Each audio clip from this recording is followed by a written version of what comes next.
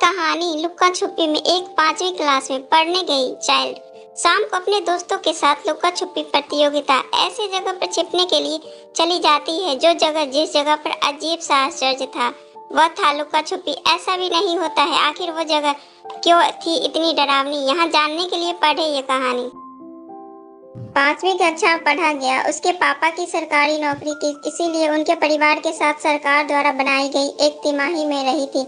उस quarter complexion में 2 घरों के बीच एक छोटा सा खुला स्थान था।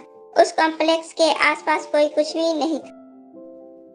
एक दिन शाम को अपने दोस्तों के साथ लुका छुपी खेल रहा था। छुपने के लिए अपने दोस्तों सुजल के साथ अपने क्वार्टर से थोड़ी दूर एक दूसरे क्वार्टर के घर में चला गया और वह दोनों बैठकर छिप गए। बहुत देर हो गई लेकिन कोई भी नितिन और सुजल को खोजने के लिए नहीं आया। नीचे छिपकर बैठे हुए नेपोलियन ने एक चेहरा देखा जो सामने वाले क्वार्टर की छत के ऊपर से दिख रहा था। लेकिन बात कुछ ऐसी थी कि उस कॉम्प्लेक्स में सभी क्वार्टर 2 मंजिले थे और किसी भी क्वार्टर में ऊपर की छत पर जाने के लिए कोई सीढ़ी नहीं। यह सोचकर अंतिम रूप दिया गया था कि कोई भी व्यक्ति बिना सीढ़ी के उस छत पर कैसे जा सकता है। हालांकि उस दिन भी उस छत का जाना असंभव नहीं था, जो रात के अंधेरे में उस छत पर जाना इतना आसान नहीं था।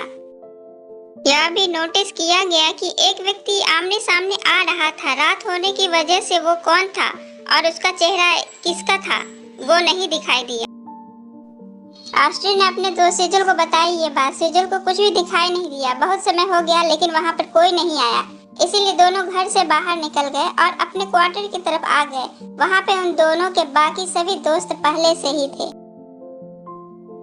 उन दोनों ने सभी से पूछा, आप लोग हमसे पूछने के लिए क्यों नहीं आए? तो एक दोस्त ने कहा कि हम सब जानते थे कि तुम दोनों छुपे हुए हो, लेकिन डर की वजह से हम लोग वहाँ नहीं आए। अंतरिम ने पूछा, किस बात का डर? उसके दोस्त ने कहा कि 4 दिन पहले ही एक व्यक्ति ने गैरेज में रस्सी से लटक कर आत्महत्या कर ली थी और वह व्यक्ति उस घर के पास वाले क्वार्टर में ही रहता था। नॉन्टी और उसके दोस्त सुजल ने रिपोर्ट ही बहुत ज्यादा डराने वाली बात है और अपने घर चले गए हैं। फिर कभी वो दोनों इस घर में छिपने के लिए नहीं गए।